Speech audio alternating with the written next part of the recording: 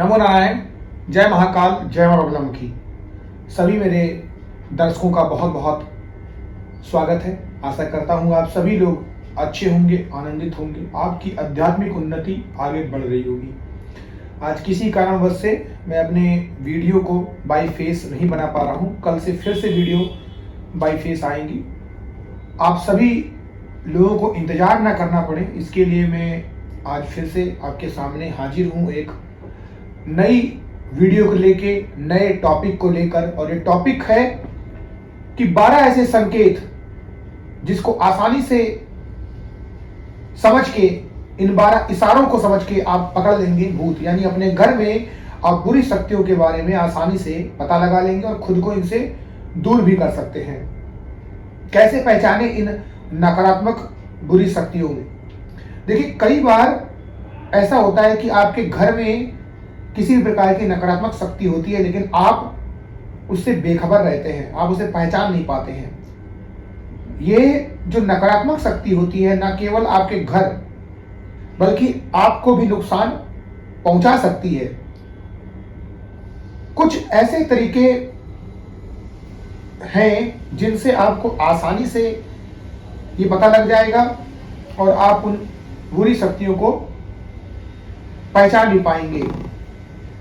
यदि घर के किसी भी खास कमरे में किन्हीं कारणों से किसी भी परिवार के सदस्य को नींद नहीं आती है, या फिर उस खास कमरे में सोने पर आप हो या कोई हो, उसको डरावने सपने आते हैं बुरे बुरे तरीके के, तो 100% उस कमरे में किसी बुरी शक्तियों का वास है।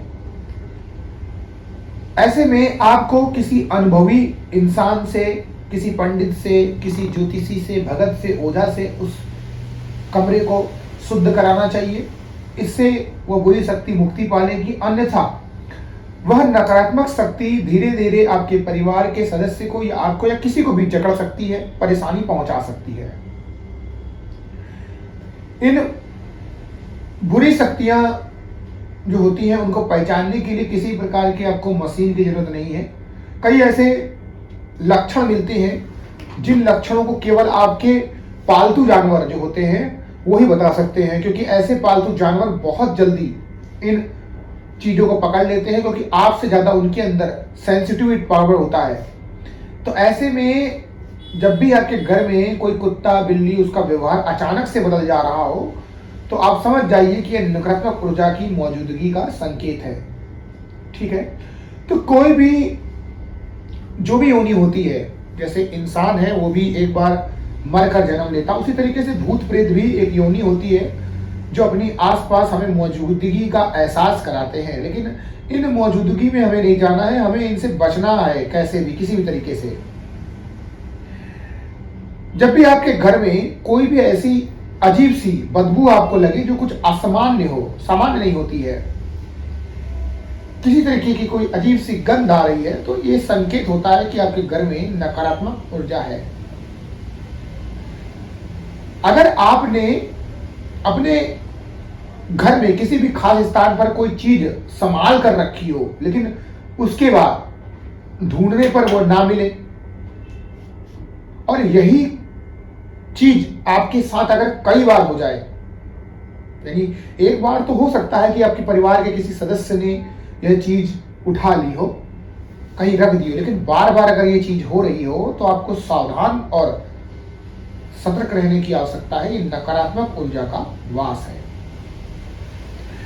अगर आपके घर का तापमान अचानक से बदल जाए, यानी सब कुछ सामान्य होने पर भी आपको अपने आसपास का तापमान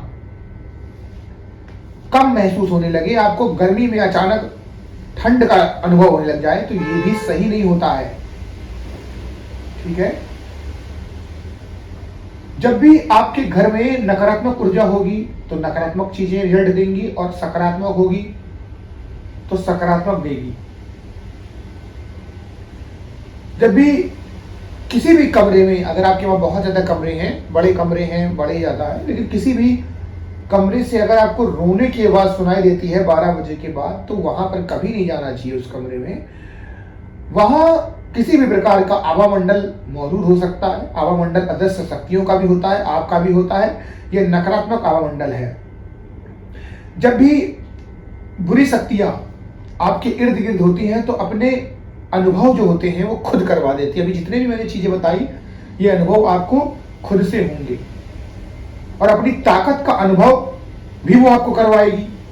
वो अनुभव कराएगी कि मैं यहाँ पर हूँ, आपको यहाँ नहीं रहना है। और ये कोई मैं फिल्म की काल्पनिक बातें नहीं कर रहा हूँ, ये सब चीजें होती हैं जिनके साथ हो रही हैं, वो सीधे सब चीजें लोग जानते हैं। क्योंकि जैसे मैंने बहुत सारे वीडियो दैवी शक्तियों के ऊपर बनाए, तो ये चीज भी आपको जानना जरूरी है।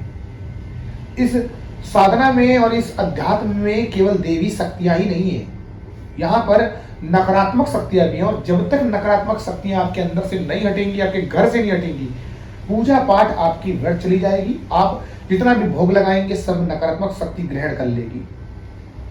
एक मुझे कमेंट आया था, मैं फिर से उस कमेंट को पढ़ देता हूं। कमेंट था कि जितने भी आपने ये तरीके बताए हैं, पूजा के साधना के नियम के बारे में बताया है, लेकिन हम तो भगवान विष्णु जो जगत के पालनहार को ये दिया लगा रहे हैं, तो कोई भी नकारात्मक शक्ति कैसे उसको बुझा सकती है। मैं आपको एक बात बता दूं, स्वयं श्री हरि विष्णु जी ने वो दिए को नहीं जलाया है, उस दिए को आप जला रहे हैं। अभी आप इतने समर्थ नहीं हैं कि उस दिए के अंदर इतनी पावर ला सके कि वो दीवा को कोई नकारात्मक शक्ति ना बुझा पाए। तो सबसे पहले तो आप ये जानिए कि किसी भी देवी देवता ने उस दिए को नहीं जलाया, वो दिया आपने जलाया है। जब तक आप इतने सक्षम नहीं हो जाते हैं कि उन शक्तियों से निपट पड़े, तभी आपके अंदर वो शक्तियां और सिद्धियां आएंगी। जब तक आप इस लायक नहीं बन जाते हैं, आपके अंदर के चक्र इतने जागृत नहीं हो जाते, तब तक देवी देवता आपके अंदर कभी भी विराजमान नहीं होंगे, कभी भी आपको समाज नहीं मिलेगी। मैंने कई बार अपने वीडियो में ये चीज बोली है कि पहले जब भी आप पूजा साधना अंतर तंत्र मंत्र जो करना चाहे करें, आप चाहे तो भूत प्रेत को भी साधे, मुझे उससे कोई वास्ता नहीं है। लेकिन मुझे वास्ता यही है कि आपका नुकसान ना हो, उसके लिए आपको अपने लिए पहले रक्षा कवच बनाना चाहिए। आप शिव को गुरु बना के, आप किसी भी देवी देवता को गुरु बना के साधना अर्चना तो स्टार्ट कर दोगे, और आप YouTube में एक दिन की सिद्धि देने वाली अप्सरा साधना, डाकिनी साधना, परा डाकिनी साधना, हाकनी साधना को यूं ही उठा के कर लोगे, चाहे वो मंत्र अधूरा हो, अपूर्ण हो, उसमें त्रुटियां हो। और उसके बाद अगर कोई नकारात्मक शक्ति आ गई, तो क्या आपको लगता है कि जो गुरु आपके सामने ही नहीं है वो आपकी हेल्प कर पाएगा? सोचिए इस बात को जरा।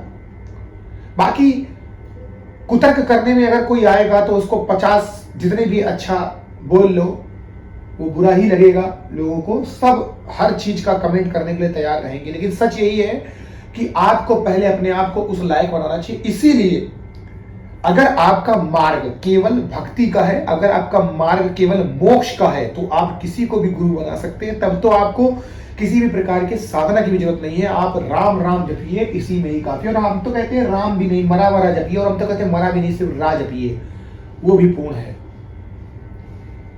लेकिन अगर आपको सिद्धियां पानी है, कुछ चीजें पानी है, तो तरीके वही है, नियम वही है। आपको पहले अपना एक गुरु धारण करना चाहिए। तो ये शक्ति आपको एहसास करा देगी, आपको छू देगी, टच करेगी, लेकिन जब आप देखेंगे पलटकर तो आपको कुछ नहीं मिलेगा। कई बार काली बिल्लियों का आना स्टार्ट हो जाता है। अगर आपके घर में बार बार कोई काली बिल्ली आ जाए, काली बिल्ली की बात कर रहा हूं, किसी और बिल्ली की नहीं, काले कलर की बिल्ली अगर बार बार आती है तो ये खराब संकेत होता है। कई कई जगह में आपने देखा होगा कि अफवाहें फैली रहती है कि वहां से आवाजें आती है, लेकिन अगर ये आवाजें आपके घर में आ रही, आपके दरवाजे को कोई बार बार खटखटा रहा है, कोई अचानक चीज गिर रही है, कोई चलने की आवाज आ रही है, आपकी खिड़की को कोई काटने जैसी आवाज आ रही है, और कई दिन से ये चीज हो, तो इसका मतलब आपके घर में निगेटिव एनर्जी है। अगर आपके घर के सदस्य बार बार बीमार हो जाए और डॉक्टर भी उसकी बीमारी को नहीं समझ पाए, तो यह भी नकारात्मक ऊर्जा होती है। ऐसे में आपके परिवार के किसी भी इंसान का व्यवहार बदल सकता है।